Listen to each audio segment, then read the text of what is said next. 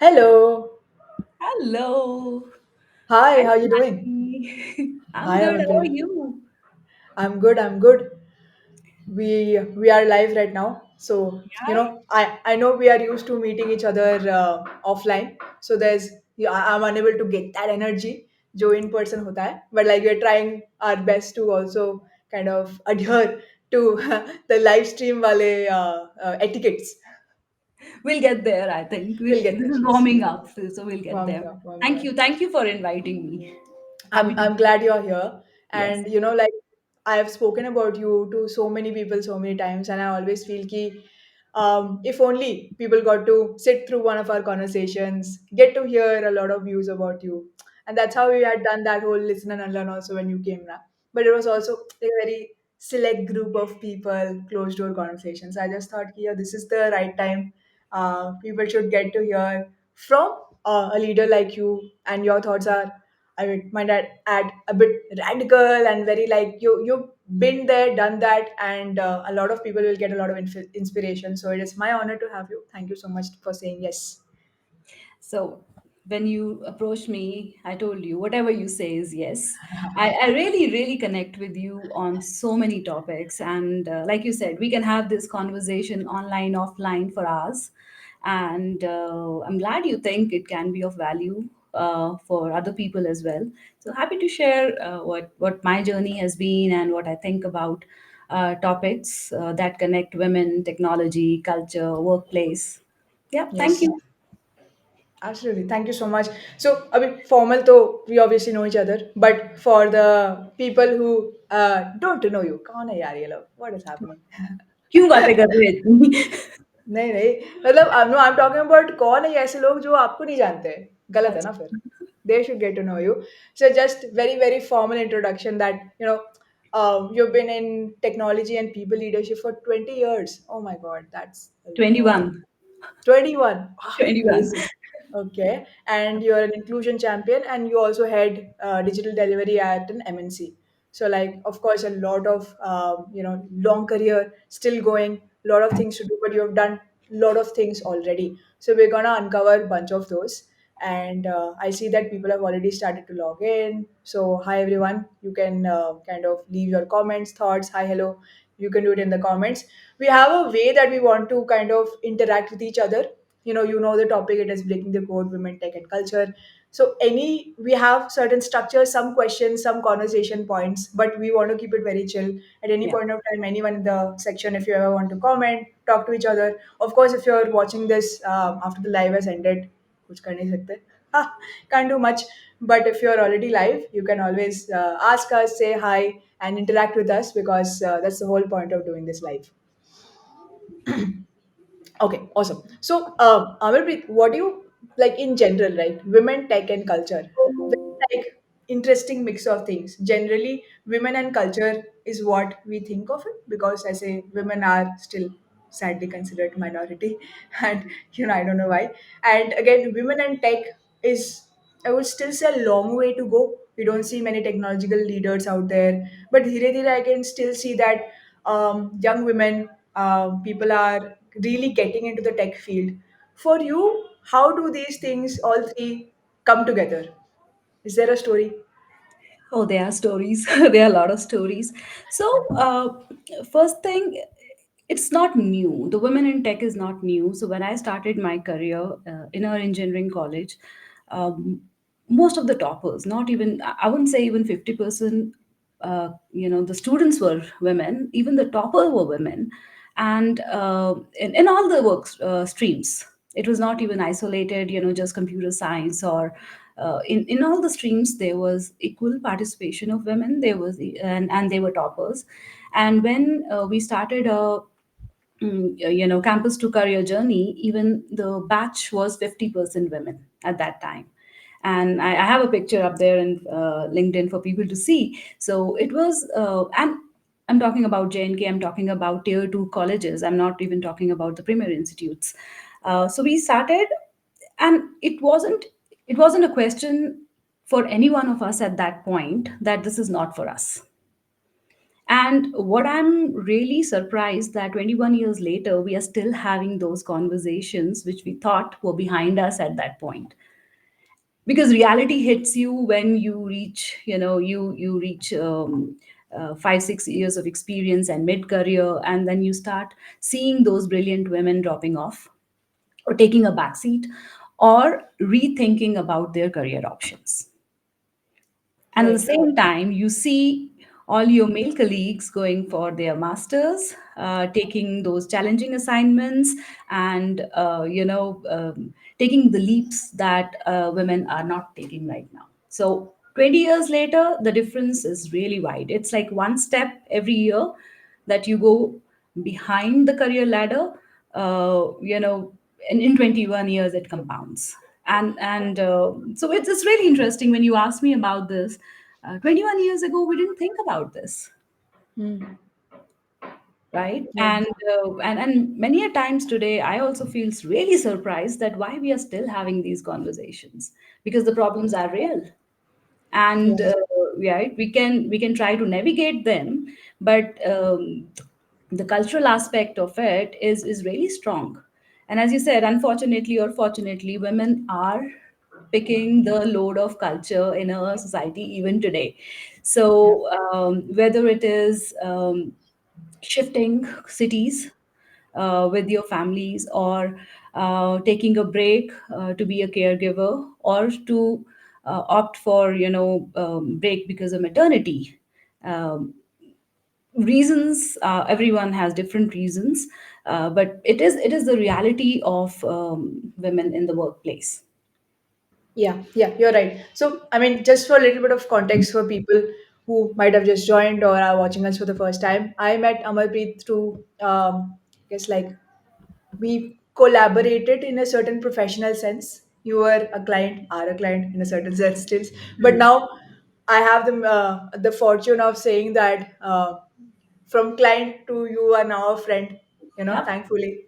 And we Yeah. have had endless hours of conversation where it had started with somewhere related to work and what we can do, how we can collaborate a lot in the culture space. But we also understood that there's just so much that's happening behind the doors, right? I mean, companies are doing work, we can see that, but a lot of things only someone at your position can say, because you're seeing is culture really shifting, our mindsets really shifting. And what, like you mentioned, that a lot of, in a lot of ways, women do kind of let go of things. Like if they're getting married, then it is an obvious choice for them to pick up the load, right? And I've also seen that when they come to the workplace, they also bring a part of that side, that nurturing, caring, Yes. bringing that very softer aspect of them, which is not all bad, but unfortunately they also get taken advantage of. They're not getting important roles, they're not getting the right titles, even though they're very capable of it, right? So very interesting. I want to know, because you mentioned that, hey, women do drop out of tech at a certain time, right? Because we can see that the numbers that are entering into the field and the numbers that are sustaining after a point of time, I mean, we don't even know what's happening, where is the bleed. But what do you think, that are there any cultural roadblocks that are pushing women out, or is there anything that we're not seeing?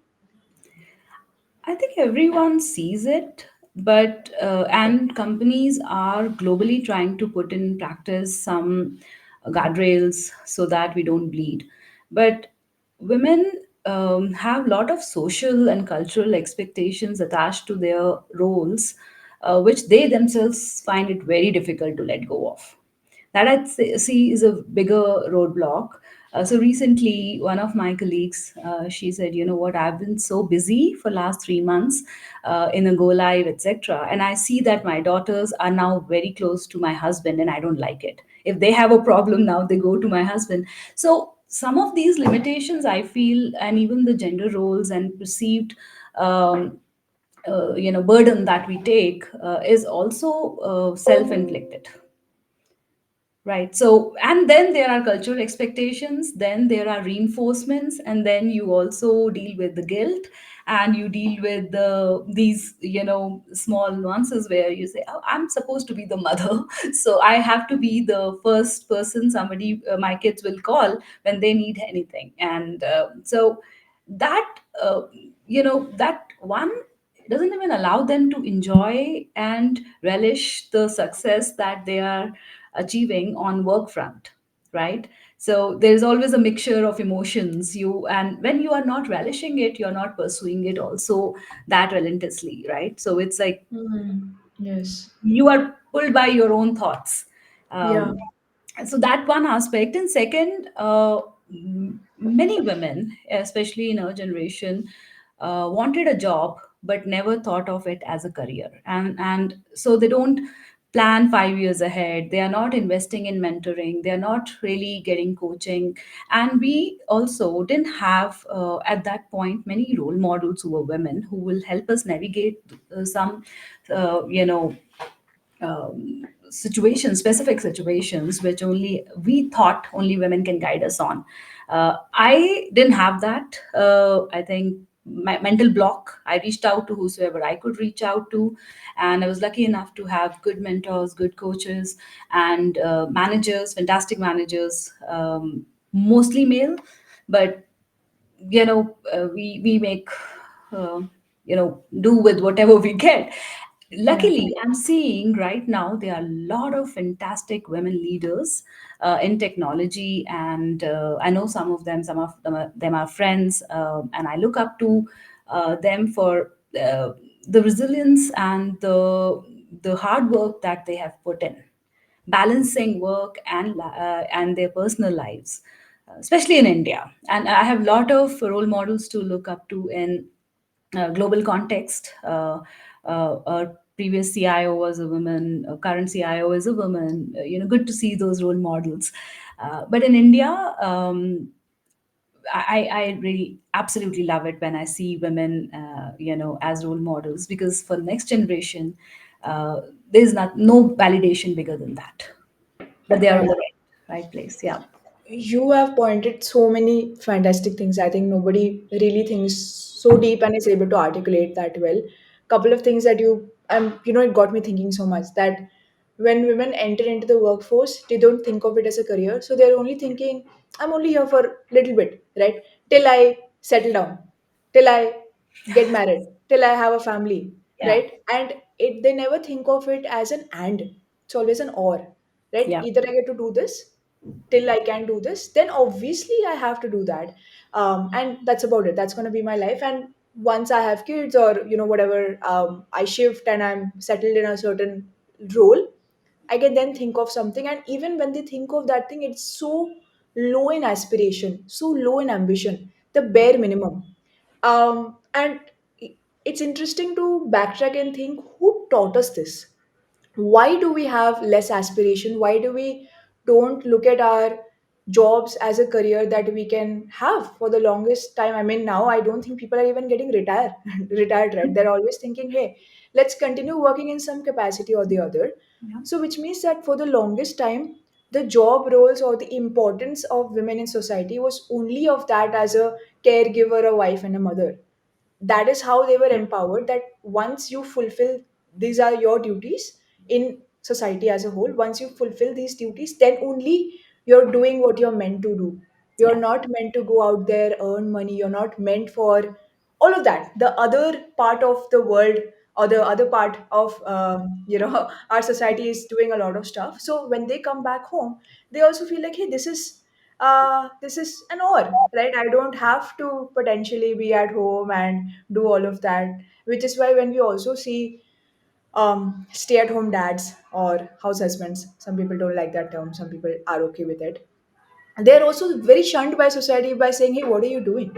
Why are you not going and earning? You're living off of your wife, right? And Yeah. both men and women point that out, and I'm like, why is that a problem? So there's a lot of generational cultural unlearning to do. Yeah. And I think we need more role models to be in a certain position, to be like, hey, I want to aspire to be like her.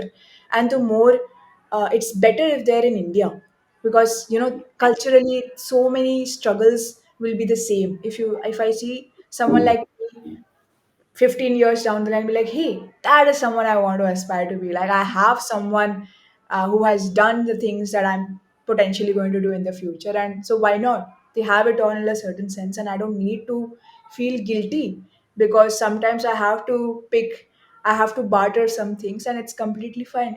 It does not pose a question, like you were saying, of my potential as a partner or as a mother or daughter or wife or whatever, you know? Yes, we all play, and I think it is. I think we have talked about this. I don't understand gender roles in their strict sense. I didn't grow up like that, and as much as I love my heels and my dresses, uh, I don't see there is inherently much difference in the way you operate, unless you make it in your mind.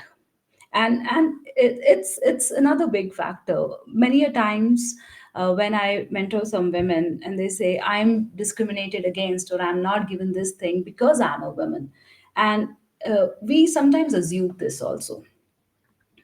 So I see a lot of it is the norms are being broken, the biases are the conscious unconscious bias trainings are helping people think and take conscious decisions about their own biases, right? We don't know how we act in certain ways sometimes.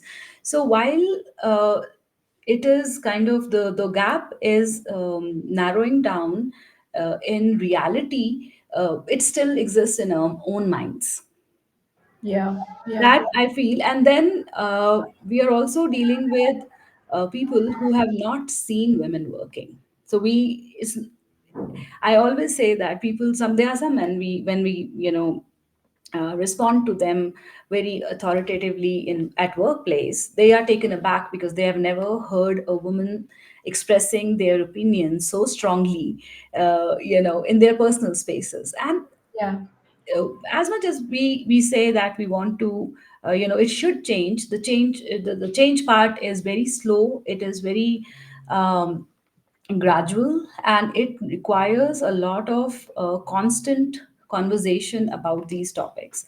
Uh, yes, so women deal with it. So when men deal with it on at workplace and in personal lives, women also deal with it in both the work fronts. While workspaces are having these conversations, I feel we are still not having these conversations at homes, yeah, right. right? So and then the options that a woman has is to either let go of one aspect, which I think is very unfair, right? Yeah, For somebody to pick between the family life and a work life, and it shows, or they are doing double shifts, which is again really unfair, right? yeah, You are picking up work that was traditionally yours, and now you're also doing another shift, yeah, another full-time job. So you yeah, end up either burning yourself, or you get so exhausted by the constant pressure that after a certain while you think, I have achieved enough, and now I want to take it easy. yeah, yeah. I have seen a lot of women in their mid 40s who would have been great leaders, but they're exhausted, they're done. Yeah.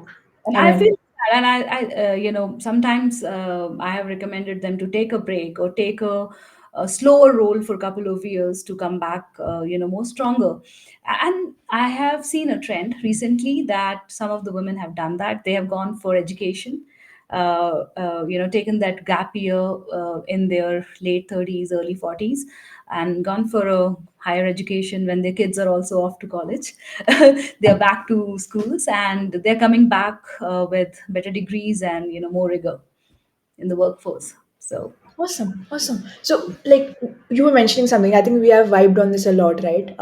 The fact that we never grew up understanding gender roles, yeah, we like, didn't. and we didn't know. So, I feel like that was initially, it felt like, what is happening? Why don't I get this? And I used to feel like it's something like, why am I not getting this? Because everybody else seems to kind of conform to the rules, and they are understanding where are they supposed to stand and what are they supposed to do and all of that without being asked. But I feel like over time it is such a, I'm so grateful that my parents never enforced anything on us. In Yeah. fact, growing up, there were no restrictions of what we can do, what we cannot do, and why we cannot do it. It was never because you are a girl, you can't do it. It was because, hey, I mean, we wouldn't have allowed anyone anyway. So Yeah. that's not going to happen, right? It's because of what we feel as parents, that this is your safety, this is a certain boundary, and beyond that, I'm not going to allow you. Not because you're a girl. Yeah. And I feel like, like you were mentioning a lot of interesting things about guilt. Um, Whenever I talk to anyone, I've seen this even with myself, right? Let's say I hear the word boss, and I immediately think it's a man. I don't think it's a woman. I've started to catch that. I'm like, oh my god, if I, who feel like I don't understand gender roles, still feels the word boss is associated with a guy, then I can't even imagine what the like the world in general is thinking, right? Yeah. When you think of a pilot, now I don't think it's a man. I'm always wondering, oh, possibly a woman as well, right? Yeah. Or is a woman as well. I have to hear her voice, of course. And then third, very interesting story. This is me and a friend. We had gone to like a supermarket somewhere. Hmm. Yeah, I'm hoping she's not watching this because I'm not calling you out. I'm just sharing the story. So one thing, anyone who says anything and they're like, "Hey, don't quote us on LinkedIn." I'm like, I never quote anyone. I just say this story. If the shoe fits, Shoe uh, bits, the Cinderella. Be yeah, the yeah. Cinderella. It is Cinderella, yeah. And Uh, we saw a lot of army people, a lot of soldiers inside the supermarket, and we were like, "What is happening? Why are so many of them here?" Like, And then we were just going about doing our own stuff, and we exited. We were waiting for a cab, and we saw an army car and an army vehicle just enter, and there was a woman sitting inside, and she said that, oh, must be the army man's wife. And I'm like, why can't she be a soldier? Why can't she be someone who's serving in the army as? And the moment she said it and I said it, and she was like, oh my god, I can't believe I said that. I was like, I mean, I get it, because for the longest time we have associated roles so, deeply, yeah. that when we see a guy in the kitchen, it's like, wow, he's in the kitchen. It's like that, right? And we have to constantly push ourselves. I feel like as women as well, a lot of internal work has to be done. Here's a fun exercise that I've started to do with myself. I can kind of pick it up if you want to. Automatically assume it's a woman whenever there's a conversation about anyone and the term is neutral, right? Hmm. If someone says leader, boss, partner, whatever, any neutral term that has been politician, Hmm. right? Actor, artist, whatever is being used, automatically assume it's a woman and use the pronouns she and her. What is her name? Don't say what is his name. What does she do? It's a good And way to rewire it. yes, rewire it. Let the other Rewire it. person correct you. It's okay. Hmm. But you might be surprised at the amount of times it's actually a she, because we have not even Yeah, seen about it, right? it's a rethinking about it, or using even gender neutral terms, which I'm trying to do. Thankfully, after your session that I we attended, really, I really understood why it's important to acknowledge, pronounce, and to be more inclusive in your language. But you're right. I think we need to rewire some of the stereotypes, and I'm kind of really happy seeing it in the next generation. Yes. Some of these things. So my nephew is 19-year-old, and we have very interesting conversations on things, how things are changing. Gender roles are getting vague in that generation, and how ambitious women are, in and in many of my talks I tell women ambition is not a bad word, but it was used in a negative connotation sometimes, and we till today we also hear this, oh, you're so ambitious, why you want it all, why can't you be happy, and it comes from your very close friends also. Yes. So you need to keep that noise out, and keep your mind open. At the same time, I think what really women,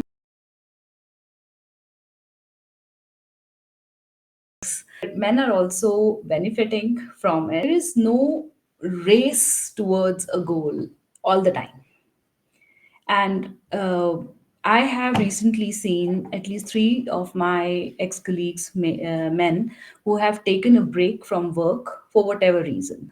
One just wanted to go on a long travel. Another one had to take care of parents, and the third one wanted to shift countries for his wife. And so things are changing, things are really changing. And there was a article from one of these guys recently where he was also facing a lot of challenges getting back into work, especially when he mentioned that he took a break because of caregiving, that he had to do for his parents. So it's gender norms, if they become stereotypes and they are very hard coded, they impact everyone. Yeah, yeah, uh, absolutely. they impact everyone. And the more so I right now, I think I don't even do any conversation that is women this, men that. I keep it very gender neutral, and I say people have ambitions, people have personal lives, people have circumstances, and then people overcome them and navigate them, maneuver around them in their own ways, and then people become leaders. And then people, Absolutely. and sometimes quitting or taking a pause is also a good career move, right? So Absolutely. people do whatever they have to do to bring that balance. I think we also have to redefine what success really looks like, right? I Yeah. mean, I have a lot of friends who've gotten married and have had kids, and for them, that is the definition of success. At the same time, when I'm doing stuff at work or I'm running a business or something like that, that is my definition of success. We don't have to agree what the definition is because it's very personal, but also let's not shame each other. I don't want to come and say that, oh, you're only a parent. Yeah. You don't know what it means to be at work, and you don't know the challenges. I'm sure parenting has a whole host of challenges that I really don't want to get into. At the same time, I also don't want to hear that, hey, my time is not important just because I'm not Oh, a that's a quote big unquote one. family person, isn't That it? that's Why? a big one. I think you and I, we are both, because Yeah. sometimes people assume that just because we are single or we are not married with kids, our time is company time, right? Yes. So and I had another interesting interaction years ago. Yeah, we are getting into the stories now. Yes, let's Somebody go. said, "Oh, you don't have to rush home, so you really enjoy networking and drinking, and also you get along with people, it's easy for you." And so my 10 years ago I reacted to it differently, and now what I do, I take it into consideration. I try to have more lunches than dinners with my team, so that there is equal participation. So there were lessons we learned. It wasn't easy, right? Who doesn't want to go back home at 6 o'clock and not have another business dinner? It's Yes. it's an effort that we all make. And so I enjoy it as well. So yeah, it is. Yeah. It's not been really difficult one. But as now, when I'm on the other side, when I am arranging those dinners and lunches, I take into consideration maximum participation of women as well. So now, yeah, we Absolutely. can bring in that change, even if Yeah. that is not specifically impacting me. It's very So interesting that you just mentioned, just by shifting from dinner to lunch, you're just being so inclusive because you yeah, don't want to take away more of their time, and they'll have something. And even if they don't have someone or people to get back to, they just want to get back to themselves. Is it like that's just so simple? They want their own time. yeah, And I feel like a lot of us overestimate um, marriages and underestimate relationships. oh yes, I am legally single. I am not single. That's just, I'm not telling you about my personal life. That doesn't mean that I don't have a life of my own beyond work. And it's weird of you to assume because you have a ring on your finger, legally you have put it. That's just what it is, right? I mean, um, we are not going to compare our relationships and the importance of it because we are two different people. I just don't want you to assume that after 6 or 7, I will always be available because you think I have all the time in the world. That's weird. and on the similar context, I brought in this to HR's attention years ago in my organization. In an annual event, there was bring your spouse. There was a card, and I said, why we can't bring in plus one? It can be a partner or it can be your best friend as well, right? So there are important people Absolutely. in my life that I would like to bring in. So I think that's why we need to have more inclusion specific conversations rather than just gender specific conversations. I always say Absolutely. that, let's not make it a war of genders, but inclusion is beyond that. It also means taking care of people who don't like to drink, to take, not only in Bangalore, it's a culture of, going after work to a pub. So as much as I had enjoyed that, in now when I have to arrange, I ensure that the people who don't drink, the people who have specific dietary restrictions are also they also feel welcomed, and they also look forward to that outing as much as others do. So, Yeah, I mean, the whole battle of, oh my God, Sonali, how can you not drink? oh, you You don't look like someone who don't drink. Like I would rather not. I mean, my drink is like one drink that goes on for the entire night, and by the end of, like, let's say in the middle of the night, it's just water. It's just ice water, what is right? it And like? You don't look like this? How does a I person who don't drinks know. look like? Yeah, I Well, look there's a cool. See, halo somewhere. yeah, I don't know, right? I mean, I when I was a bit more younger, I would always not wear blazers all the time. Now it's just what do you say, uniform of sorts. But I have like some visible tattoos, so that those are all the things in which you kind of look at a person and be like, oh, this person has broken some rules, like misfits of society. Hence, of course, drinking comes along with it, right? There is no way. In fact, they would come to me and ask me, where should we go? I'm like, I'm not like the right person. I would rather ask you because I honestly, you will never find me in pubs and clubs and all of that. But I'm sorry to disappoint you, but perhaps I'm boring in that sense. But I'm not really like I can bring conversations and we can have a lot of fun. We don't necessarily like I'm high on life, so we're good here. Yeah. Yeah. That's interesting. I think we all have. um, I sometimes wonder why we create these uh, you know uh, personas in our mind. We look at someone, and I've consciously tried. I think I was never that person. I We have talked about it, right? I look at a person, I see an opportunity to know a new being, right? I don't try to put them into categories. And I think I'm also very one of those people you can't put in one category. Yes. There is no box you can fit me into. So and people are so wonderful with their uniqueness, with their diverse backgrounds, perspectives, and that's what makes even Bangalore for me so beautiful. So I chose Bangalore as my home because this is one place where you find all kind of people, So and colorful. so Yeah. colorful. It's like it's Yeah. vibrancy, just the different That's right. perspectives, different backgrounds, different directions they are going, right? So it's not so we have this opportunity to learn so much from differences, where and we are so fixated on the similarities. I don't understand. I never understood that.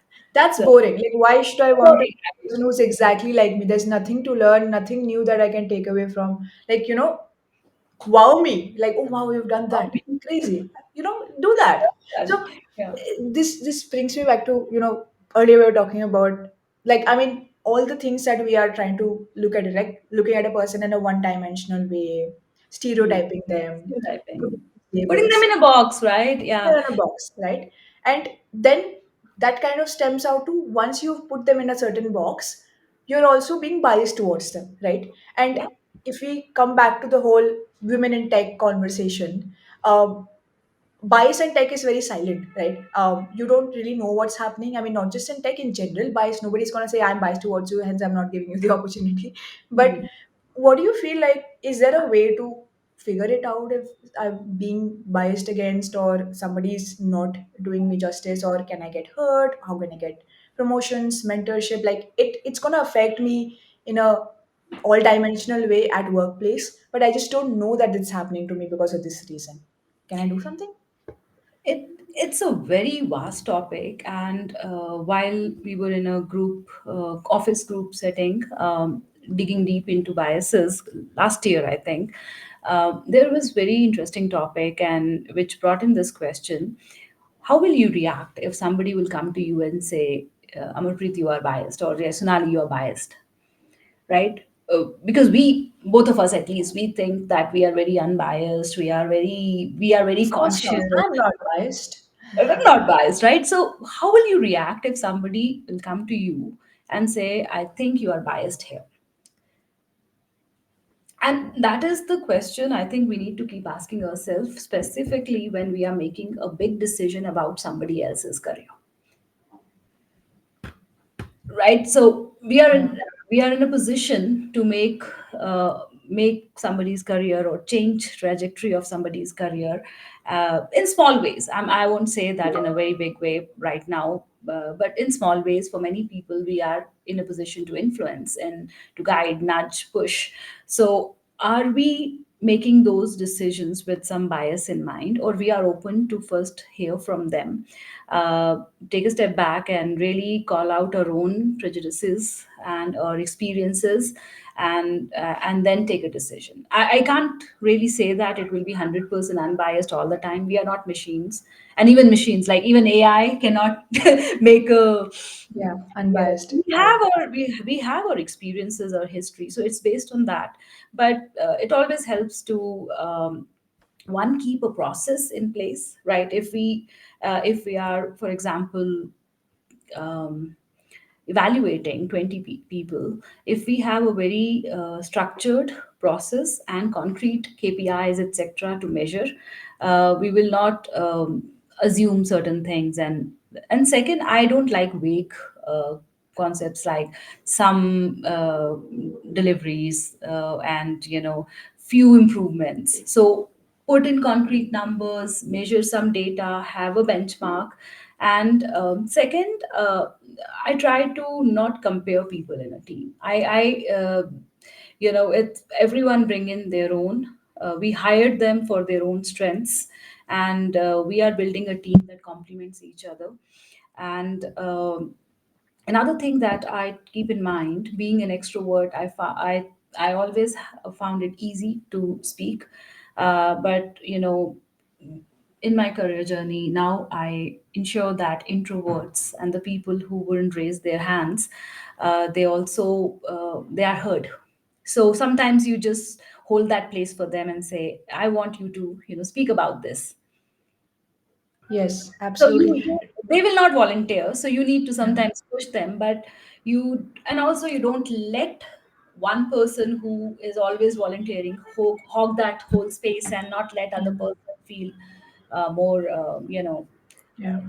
there. Yeah. Empower everyone and ensure that people are getting heard.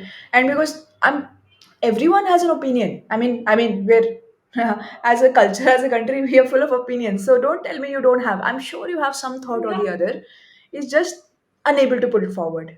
Another thing that I have started doing recently is I ask them, if you don't want to speak, you can write in the chat.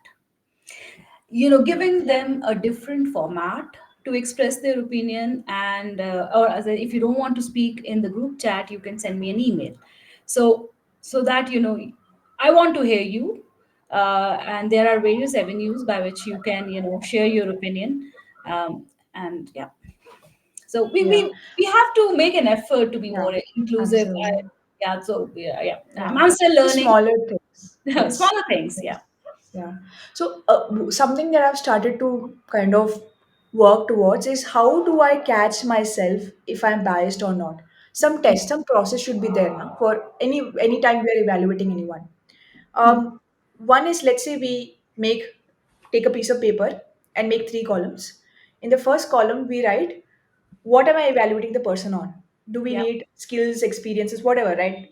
If whether I'm hiring or whether I'm promoting or whatever I'm doing in that aspect, what am I evaluating this person on, and what is the requirement of that role in order for me to say you've done your best and I choose you, or yeah, you're in the right path. Then I put two more categories. One is similarity, one is differences. I want to Hmm. write down all the ways in which I'm similar to this person. Do I speak the same? Do they speak the same like me? Do they look like me? Do they come from the similar background? Same city, language, whatever, all of that.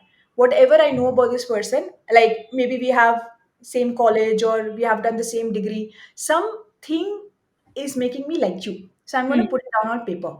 And then I want to write the differences. Hmm. What makes me different from this person?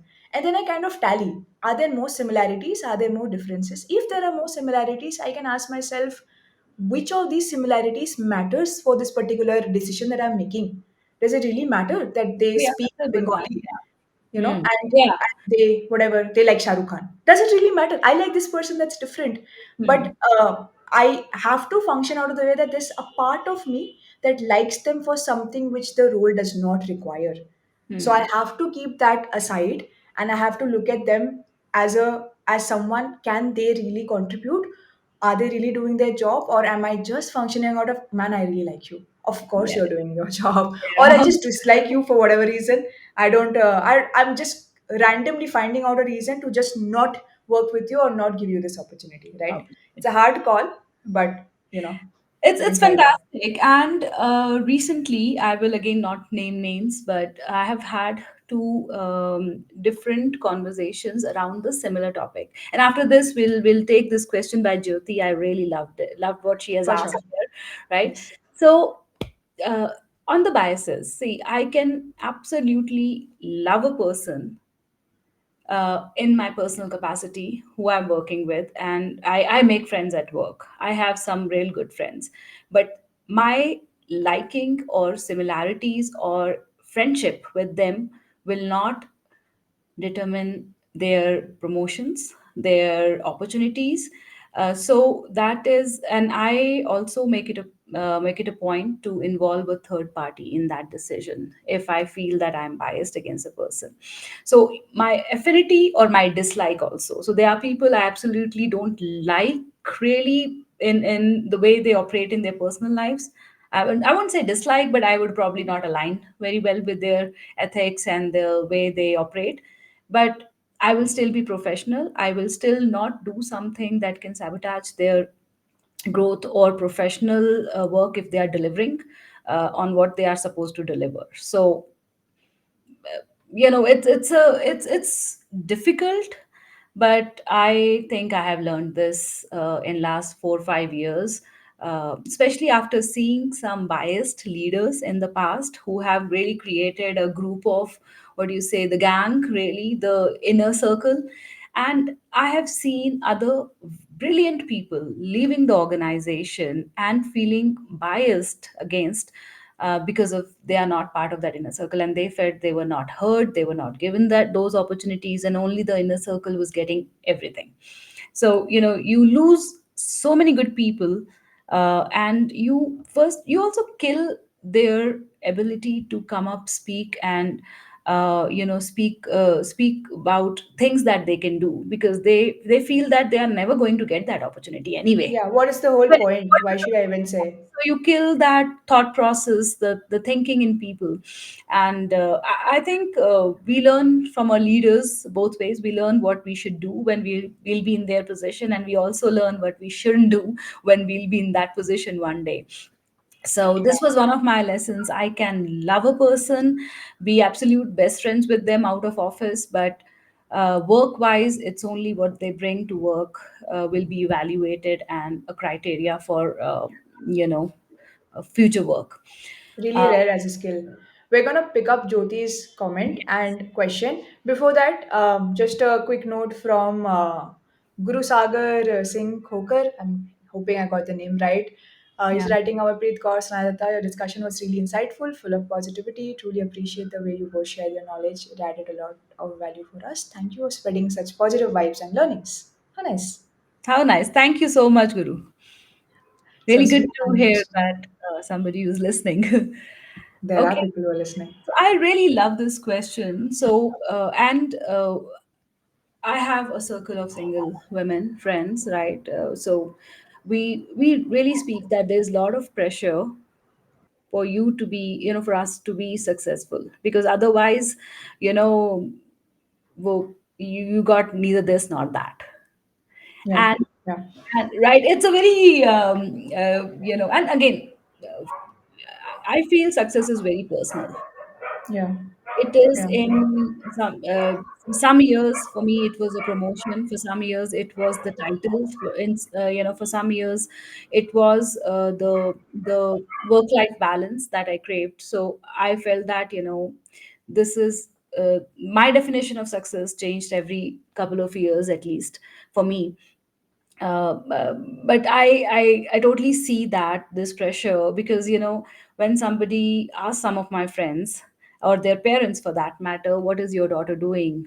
So and then they're like, oh, she's doing fantastic, she's in that MNC, she's director, right? So as if you are trying to overcompensate for her failure on the personal perceived failure, Yeah.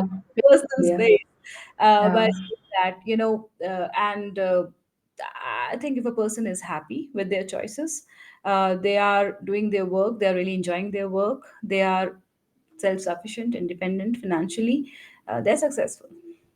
So you're saying that even if, like, you, like, in a certain way, this is great. It's actually very interesting.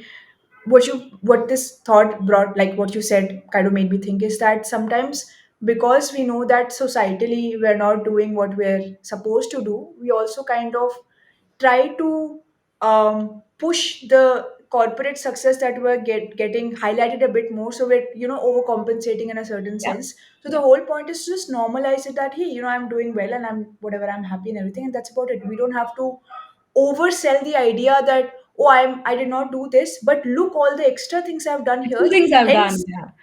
Hence, Yeah. of course, I'm no less of a woman, I am no less of a contributor. I have another Yeah. angle to it as well. Somebody Yeah. told me, "Can you at least get a dog?" I was like, "Why? Can you at least?" I'm like, "Why?" Please, I lots said, of work, don't get, don't get, I'm very just for the sake happy. of it. Yeah. I'm very happy not doing much on a weekend." So that whole idea of that you should always be doing something to prove that yeah, I don't buy that, and I tell people, right, don't do what makes sense to you, define Yeah. your own success, stay in corporate if that makes sense to you, retire early. And in many ways I talk to my parents and I say I might not even work beyond 50. Yeah. And my some of my other friends said that's when you actually earn good money, so you don't leave after that time. So but I said, yeah, I have that flexibility that I can choose to work as long as I want to work, because I don't have to get my Yeah. kids married or invest in their education. So So there's a lot of like overcompensating, and there's also an additional guilt, right? So I don't think we allow ourselves to enjoy the success, right? If you're making good money, if you have flexibility, time, whatever is your idea of, oh my god, I feel like this is great, I've done it and I've finally reached a certain place. yeah, We also don't want to share it because we feel like, oh, I don't know, should I be doing more? And then I've seen a lot of women also, or people in general, we keep it neutral, if they're living a life that they are not supposed to live by whatever standards. It can yeah, even be that you're coming from a business family or a family of CAs or architects or whatever, and you didn't follow that path, you're doing something else. So you come to work because you feel like there's a sense of guilt of not being able to fulfill certain roles in the family and the personal front, and you do excessively extra work in the office which you don't really need to do. You exactly. just do what you're trying to do. Don't try to like act out of that whole guilt I've phase. seen lot of new moms overworking just to prove that you don't think that they are slacking. And I had a team member, she was so overdoing it just to prove that thank you for giving me this opportunity, I will not let you down. No, you can take a year off, right? In 40 years of your career, or 30, 40, 35, 40 years of your career, every person, whether it's a male, female, uh, or other gender, inclusive of everything, we deserve some downtime, and for whatever purpose it can be, just enjoying what you have earned so far, right? So rest is not rewarded, right? This is Rest not is seen rewarded. as a It's like that. weakness. I don't Yeah, understand you're this slacking working on the off. weekends, late nights, not here to prove anything to anyone. This is, yeah. And I think more it's also a lot of Indian culture as well, beyond gender.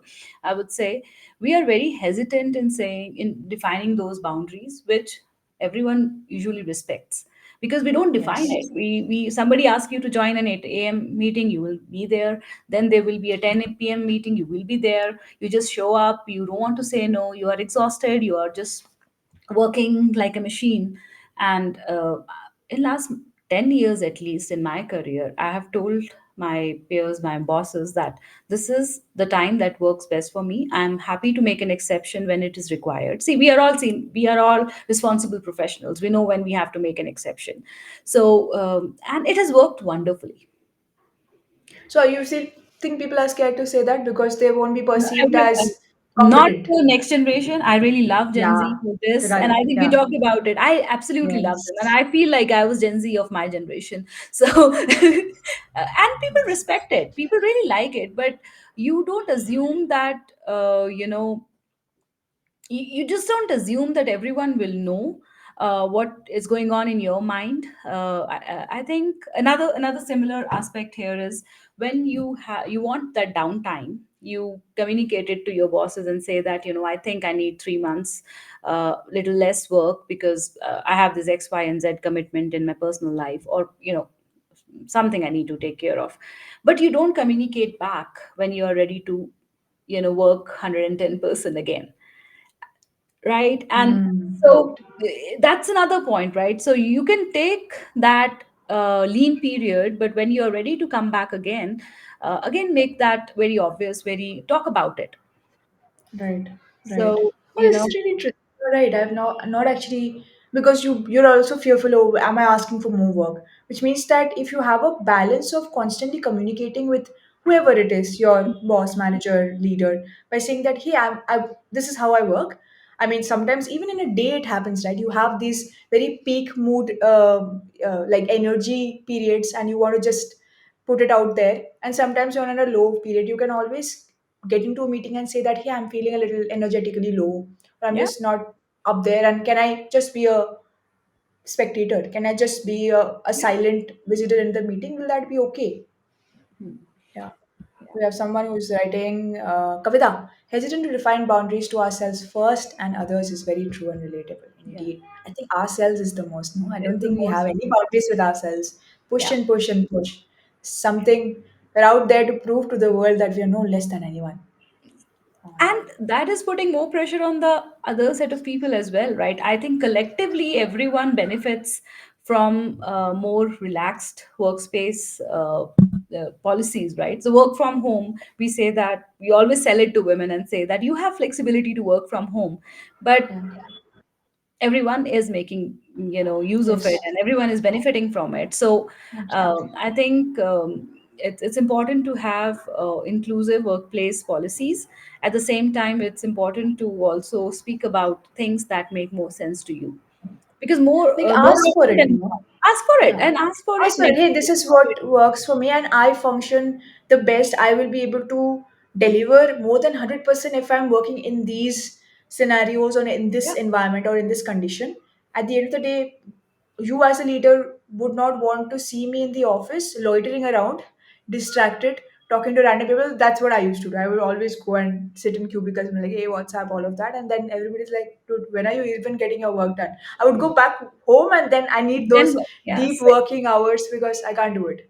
Yeah, this is how I am as well. So I go to office when I have less meetings, so that I can meet with everyone, I can have those conversations. I so we operate differently, and I think a workplace, which I think I've been very lucky. All my career I had that flexibility, really good bosses, and uh, really flexible workspace. You will see me logged in at 12 in the night, but not really 9 o'clock in the morning, and it worked for me.